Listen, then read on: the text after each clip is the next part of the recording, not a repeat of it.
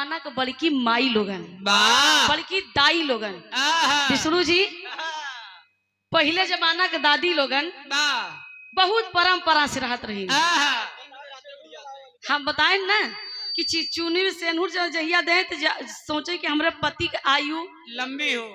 तो एक जने बोले कि भाई काहे बरे, कहने बरे कि हमरे पति के आयु लंबी हो, कहे ना बोली ही भाई टीक लेथिन ए जौने जहिया जल्दी जाए हम दूसरे खिया जाई दे मर्दबा। ऐसी बात नहीं बा, जे कई जाई दिन की जिंदगी में तो नहीं दिन जी जाने भैया केहू के कम और ज्यादा लगाए से कोनो मतलब नहीं बा। परंपरा की बात है रंगीले भैया खूब बात आवत रही। अच्छा रसीला ये यहाँ परम आदली परम सदे अमरजीत सिंह कसियापुर की धरती से 200 रुपए दे के सम्मान के बहुत बहुत प्रणाम आशीर्वाद की कामना। लेकिन ये पुरान गीत था दद्दा लोगन गाय के चला गए कि एक समय ऐसे आ जाई जितना गेहूं में गुण नहीं उतना बिरहा में धुन। आज एक ही बदले नहीं पावत बा, चुके नहीं पावत बा, एक ही धुन लगा। मास्टर साहब एक धुन लगाई दा। लेकिन एक गावत से पहले स्वर्गीय दादा राम कैलाश गुरु जी एक गीत गावत रहे।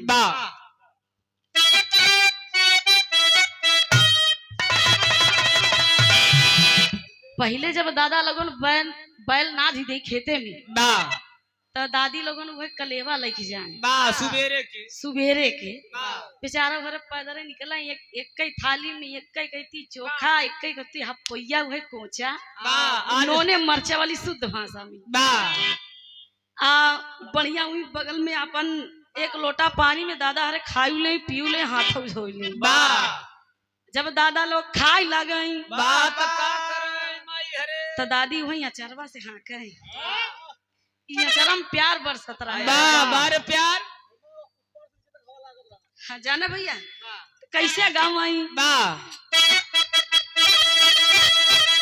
बूढ़ा बुढ़ऊ के मनावई अपने हाथ से खियावई। बूढ़ा बुढ़ऊ के मनावई अपने हाथ से खियावई। मनवा डोली डोली जा बाबा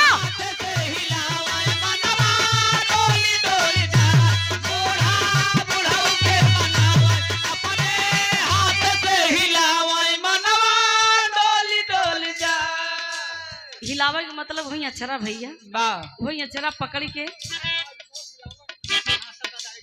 अब दादा हरे अपन लहे लहे वही मुटका कोचा भाई तोड़ के पियाजी के साथ खाएं।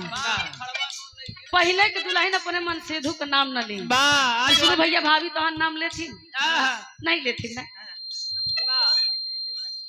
एक दैया नहीं कहानी कई चक्कर लिए हुई सती सावित्री ना बना बताई देते गोरी कंगना बजावई अपने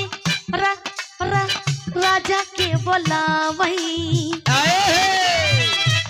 गोरी कंगना बजावई अपने दुल्हा के बोलावई। मनवा डोली डोली जा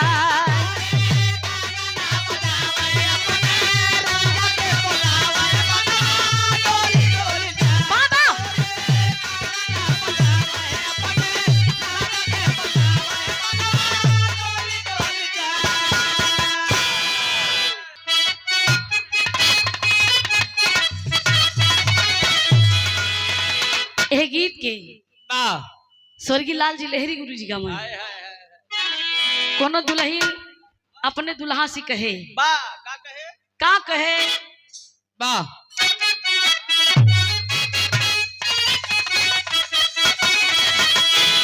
अरे उड़त चिड़ैया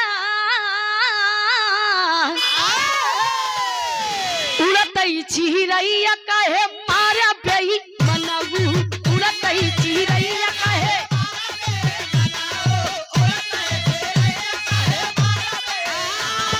मारा बेई मनऊ मारा बेई मनऊ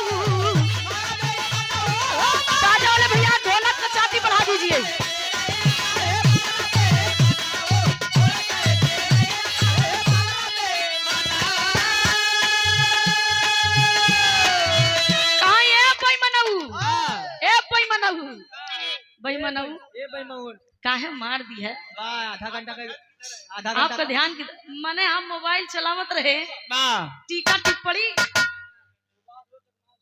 सुभाष यादव प्रधान पद के प्रत्याशी चकमान से आप 251 रुपए दे के सम्मान किए। टीका टिप्पणी करत रहा मोबाइल हम जब चलावत रहे भैया। छोड़ के कई 2.5 घंटा का या पूरा इनाम ले ले है। तू मोबाइल चलावत है तो अच्छा भाभी अरे तारा पे मारा, अरे ये नारा पे मारा, अरे कहे तारा पे मारा, अरे ये नारा पे मारा, कहे ने बुला के बीच कहे मारा बेईमानऊ।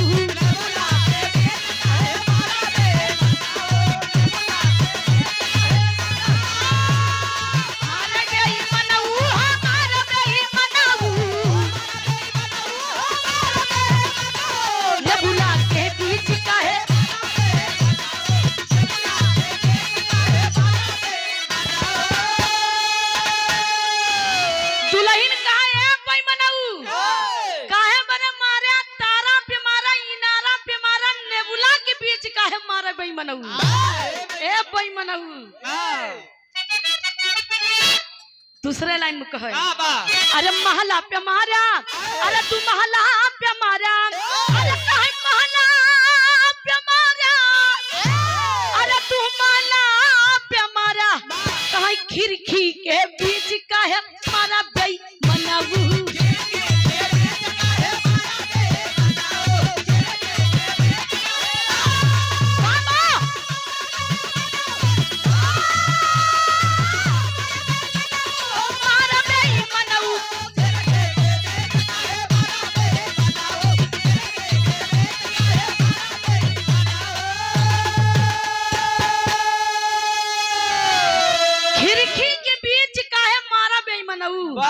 ए बेईमानऊ पैसा ले ला।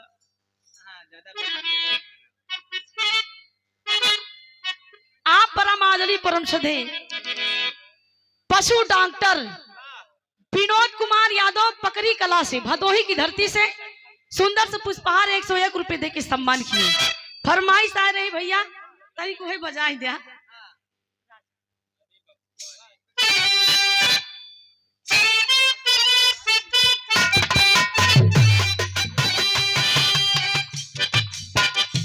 गीत बड़ा वायरल भा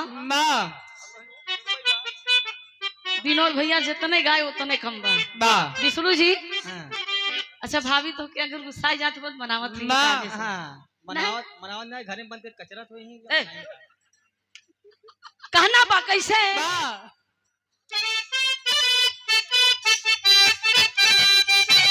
राजा हो तो है कैसे मनाई, राजा हो तो है राजा हो तो है कैसे मनाई। कहे राजा हमसे नाराज ना हुआ। दादा कहाँ पड़का भैया सुनाई वाले में पेरा था दुल्हन पेरा था, जैसे खूंटा में भाई चारा भी पेरे वैसे दुल्हन अपने पिया के याद में पेराता। आप परम आदरणीय परम श्रद्धेय आप बड़का भैया जी की ओर से मुन्ना राम यादव वकील साहब पूर्व जिला अध्यक्ष अधिवक्ता समाजवादी पार्टी 200 रुपए दे के सम्मान के बहुत बहुत प्रणाम। आप रमाशंकर मौर्य प्रधान प्रत्याशी गलेरियापुर की धरती से 201 रुपए दे के सम्मान किए। बहुत बहुत प्रणाम आशीर्वाद की कामना बा। और ये लल्लन कन्नौजिया आप कांवल की धरती से 101 रुपए दे के सम्मान किए। बहुत बहुत प्रणाम बा। कहना बा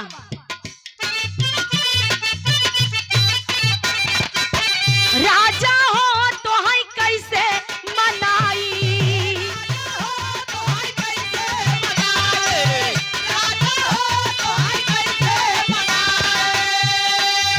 बित बलपनवा हो आई गई जवानी,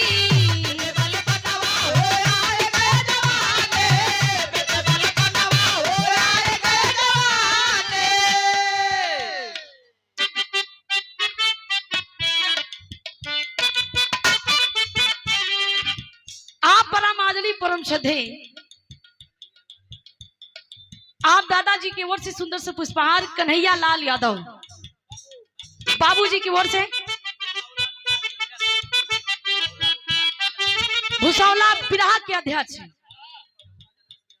अच्छा 14 जनवरी को बिरहा होना है।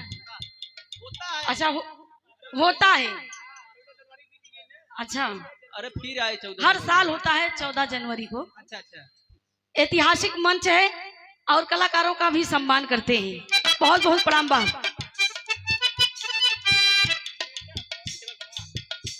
अरे रतिया में लागई ना हमर यऊ भाई, रतिया में लागे ना हमर यऊ भाई, राजा हो तो है कैसे मनाई, राजा हो तो है कैसे मनाई, पोपो हो तो है कैसे मनाई। पोपो का चीज हो भैया, तू नहीं जनतू। और ये आप हमारे मुख्य अतिथि के श्री डॉक्टर विश्राम यादव साहब के भतीजे जी की ओर से आप अमरेश यादव आप बिठूपुर की धरती से 500 रुपए दे के सम्मान किए। बहुत बहुत बड़ा आशीर्वाद की कामना बा। अरे वाह पोपो वाली बात समझा था भैया। बा जौन दुल्हन अपने दुल्हा की ज्यादा मानेली वो है पोपो कह के बोला। अच्छा बाइकर वाली ज्यादा मानत है। तनिक बदल के गाय दें। आज बनेरी बोले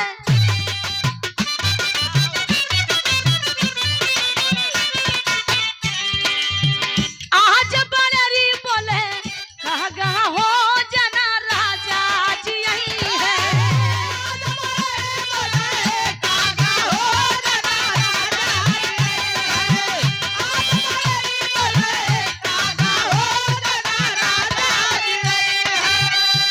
अरे सठवाई की मोर मन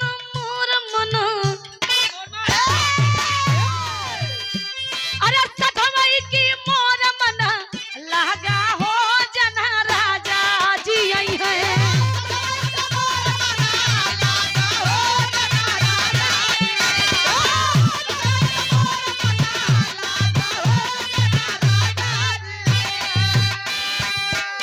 सजवाई की मोर मन लागा हो जाना राजा जी यही है। बा आप परम आदरणीय परम श्रद्धेय बच्चे लाल यादव सुपैला की धरती से 101 रुपए दे के सम्मान किए। भैया के बहुत बहुत प्रणाम बा। आशीर्वाद की कामना आई कि बिरहा हो जाए और समय को देखते हुए धुन तरज होते रहे बीच बीच में आई।